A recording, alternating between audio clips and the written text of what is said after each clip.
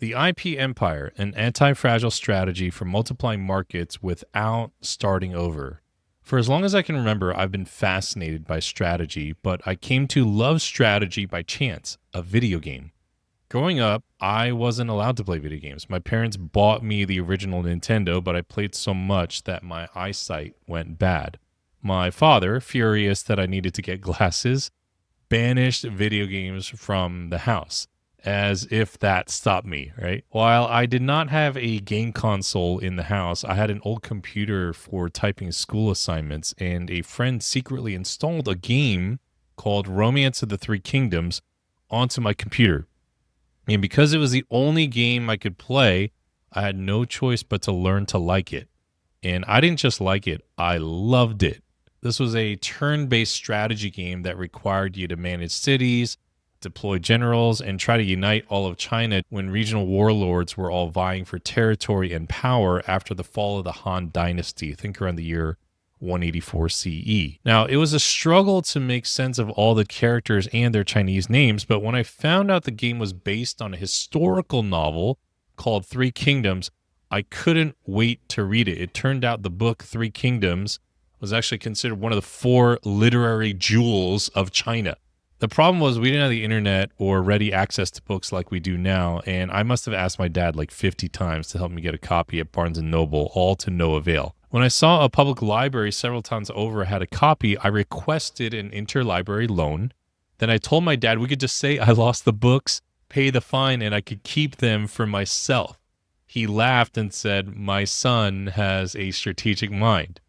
Now, Three Kingdoms taught me that the good guys don't always win, and that having the best generals or advisors doesn't guarantee victory. It taught me at a young age that the world is very gray, but it also instilled in me the principles of loyalty, honor, strategy, virtue, and filial duty. I also realized that success sometimes requires luck. Take the famous Battle of Red Cliffs as an example. A famed advisor named Zhuge Liang, known as Sleeping Dragon, and his allies devised a ruse to convince the invading enemy force to chain their battleships together because those troops were better at infantry than naval warfare. So the thought was they'd feel a lot more comfortable fighting on these ships that were chained together. It would feel like land. When the enemy navy started their invasion, their boats all chained together, Sleeping Dragon launched a massive fire attack, completely decimating their forces. Now, great strategy, but the plan hinged on the wind blowing in the right direction at the right time to spread the fire. In the novel, Sleeping Dragon used magic to turn the winds in his favor. In reality, there was some luck involved. Now, if you're interested in checking out more about Three Kingdoms, this set of books is my favorite. And you can also watch this explainer video from one of my favorite YouTube channels, Oversimplified. I'm no Sleeping Dragon, but I've provided strategy for a lot of clients over the years, entrepreneurs, executives, small businesses, large companies, but all those strategies really stem from things I did in my own business. And since a good deal of my followers are interested in these insights, let me share my strategy for how I built my brand through the years. Now, first, if you're pulling six figures or more a year, you've proven something important. You're good at what you do, you can tell people about it, and you're solving a real problem. That is not nothing. But this is also where a lot of people get stuck. What got them here won't necessarily get them to the next level. I know several people who, like the Battle of Red Cliffs, have done their fair share of preparation.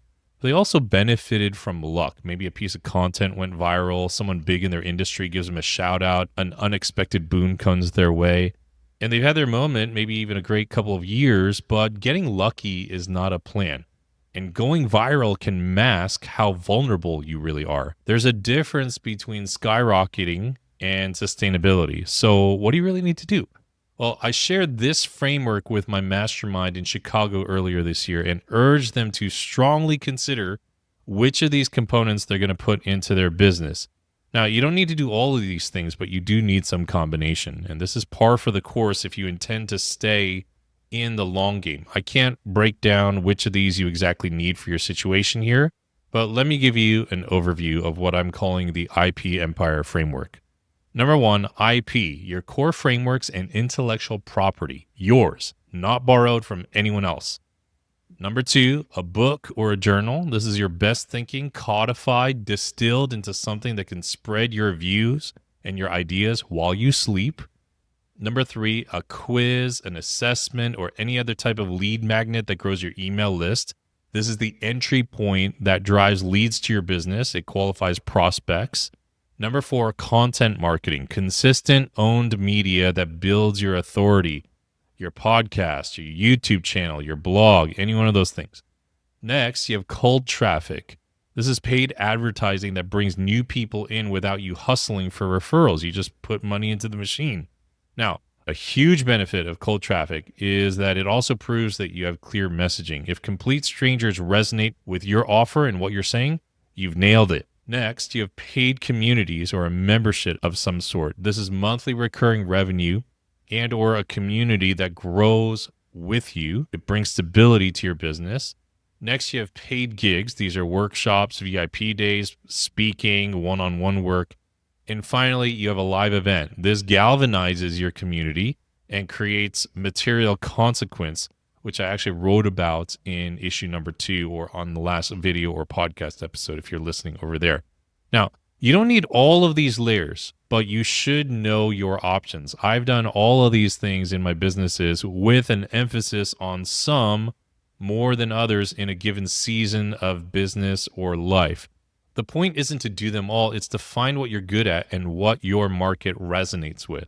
Now, let me take you through something I've never shared publicly before. My personal strategy to multiply this framework I just shared with you. Stop chasing gigs, start building properties. While I was building out my first lane of intellectual property, which was capstoned by my first book, You Are the Brand, I quietly made an intentional decision to take the same IP and create inroads into new markets. And there were several reasons for this. First, I knew the principles could apply to different markets, especially anything service-based. The last several years have proven that this is going to work, right? You got plumbers, chiropractors, landscapers, professional speakers, dentists, heck, even ranchers are leveraging personal branding to grow their footprint online. And here's something else. People talk about investing in actual property, real estate, as a way to grow wealth. I took that same concept to generate quicker returns with intellectual property. This is all without having to raise capital to invest in real estate or to wait for a property to mature. I might be thrilled to make $100,000 off a physical property I sell after holding on to it for a few years, but my intellectual property has allowed me to generate $100,000 and more multiple times over much faster, all without mortgages, tenants, and trips to Home Depot. And I started with markets where I already had relationships. My friend Mary Valloni and I partnered to bring a lot of my personal branding concepts into the fundraising world. I co-wrote a new book, Own Your Brand, Own Your Career, with my friend Andy Storch for the corporate professional market.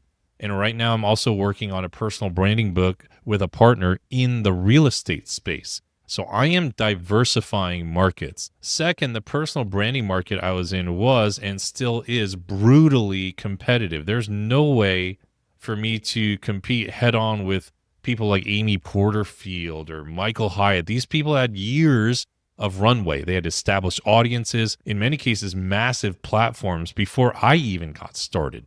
The smarter play for me was finding adjacent markets where the competition was thinner and the principles that I came up with still applied. Third, I hate having all of my eggs in one basket. And this leads me to an important part of my strategy over the years, antifragility.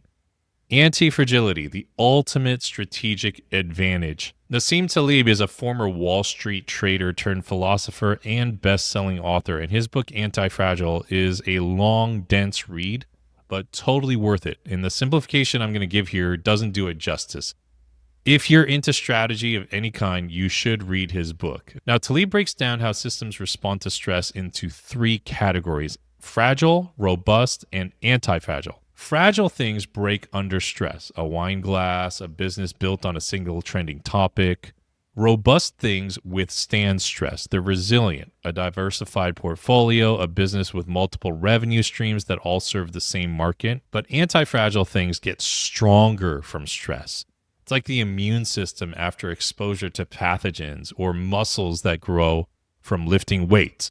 Let's take this into a business context. All of the markets I'm in have to do with marketing, branding, and ultimately helping people make money. When the economy tanks, my business tends to grow.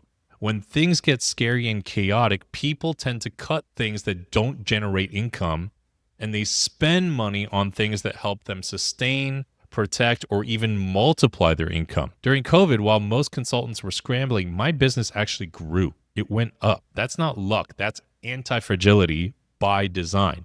Now, I don't want chaos for people. I like peace, but I have built my businesses this way intentionally. And I've said this since my first book, You Are the Brand. People will pay you if you help them gain time, money, or skills, or you save them time, money, or from having to learn a skill. That is what survives. Now let's look at this from the flip side. The recent changes with Trump's stance on DEI. Love him or hate him, let me look at this objectively as a strategist would. Several of my friends through the years have had incredibly successful runs in the DEI space. I was really happy for them. I mean, things really took off. Then an administration comes in and they essentially say DEI is no longer a priority.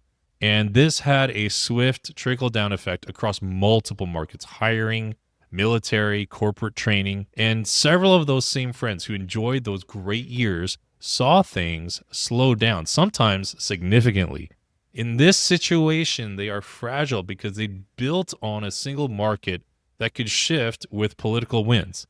Now, even if it wasn't for a change in policy, an economic downturn can also affect this market because, like I said before, people tend to cut non-revenue generating things during those kinds of times. So a strategy that trends towards you becoming anti-fragile, that's what you want. In this instance, you could showcase your speaking when the market is ripe, but also concurrently, simultaneously build IP around how you book engagements and how you deliver speeches, all those sorts of things. Okay, so doing so makes you robust at minimum and anti-fragile at best.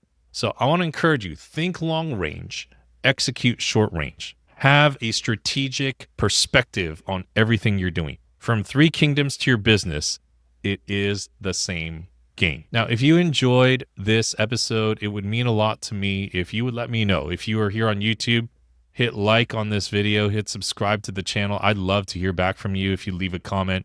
If you're listening to this on the podcast, please share this episode on LinkedIn or hit me up on Instagram at Mike Kim. I would love to hear your thoughts on this. And if you would like this emailed to you, feel free to join my newsletter. It's completely free, mikekim.com/newsletter. And you will get this delivered to you with all the links and the modalities that you want to listen to it in or consume the content with in that email.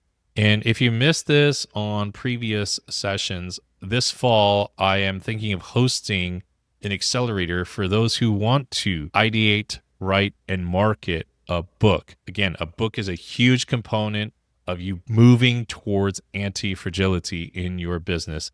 And if that interests you, go to mikekim.com/write your book. You'll get on the wait list. There's no obligation to do anything. I will just let you know about the dates and some of the things that I have in mind. All right. Hope you enjoyed this. See you next time.